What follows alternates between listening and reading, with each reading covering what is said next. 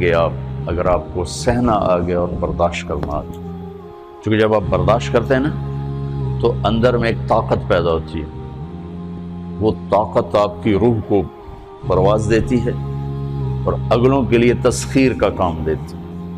اور اگر آپ پھٹ گئے تو بم کے پھٹنے سے کیا ہوتا ہے؟ تباہی آتی ہے۔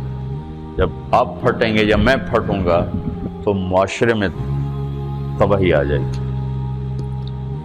تو اس کے لیے آپ دو چیزوں کا اہتمام فرمائیں۔ ایک، اپنی زبان کی حفاظت فرمائیں۔ آپ اس 400 کے معاشرے میں کوئی غیبت کرنے والا نہ ہو، کوئی جھوٹ بولنے والا نہ ہو، کوئی کسی کو طنز کرنے والا نہ ہو، تانا دینے والا نہ ہو۔ ایسی بات جو کسی کے دل پہ جا کے چوٹ مارے، اس سے آپ اپنی زبان کو صاف کر لیں۔ کبھی اس پہ قابو پا سکیں گے، کبھی نہیں، کبھی رہ جائے گا، کبھی ہو جائے گا۔ تو جب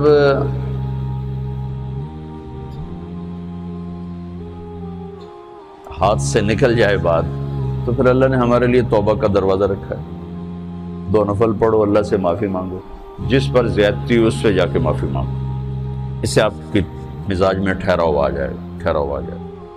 تو میں آپ سب سے یہ گزارش کرتا ہوں کہ اس معاشرے میں آپ اپنی زبان پہ قابو پانا سیکھیں۔ برائے میرا بہت فائدہ ہوگا۔ ایک زندگی گزری ہے، شام قریب ہے، تو پوری زندگی کے تجارب نچوڑ بھی اس میں شامل ہیں، اور تجارب نچوڑ کو گولی مارو اور دیوار پہ ڈال دو۔ میرے نبی کا فرمان اس کے لیے کافی ہے کہ آپ نے فرمایا کہ 2 چیزوں کی ضمانت دے دو، میں جنت کی ضمانت دیتا ہوں۔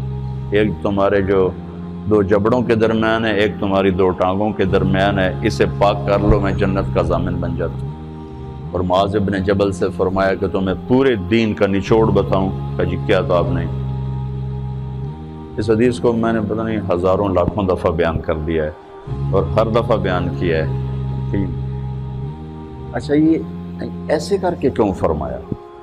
یہ پہلے کیا، پھر کہا کف ھذا، اور کہا کس کو ہے؟ جن کے بارے میں آتا ہے کہ اس امت کے علماء کا جھنڈا قیامت کے دن معاذ بن جبل کے ہاتھ میں ہوگا۔ اتنے بڑے آدمی۔ تو 18 ہجری میں انتقال ہوا، 1434 ہجری میں اردن گیا تو ان کی قبر سے خوشبو آ رہی تھی۔ 1400 سال گزر گئے، ان کی قبر سے خوشبو کا آنا بند نہیں ہوا۔ اتنے بڑے آدمی کو کیسے سمجھایا؟ بچے کی طرح کہ معاذ اس زبان پہ قابو۔ تو آپ سب کو، اپنے آپ کو بھی کہتے ہیں،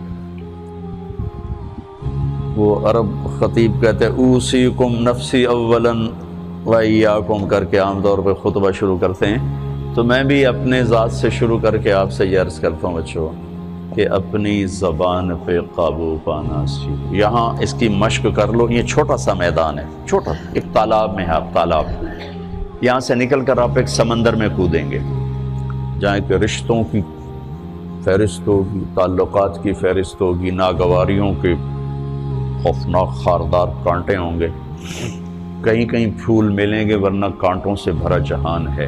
اگر آپ نے یہاں پریکٹس کر لی تو پھر آپ اس میدان میں جا کر انتہائی خوبصورت معاشرے کا فرد بن جائیں گے۔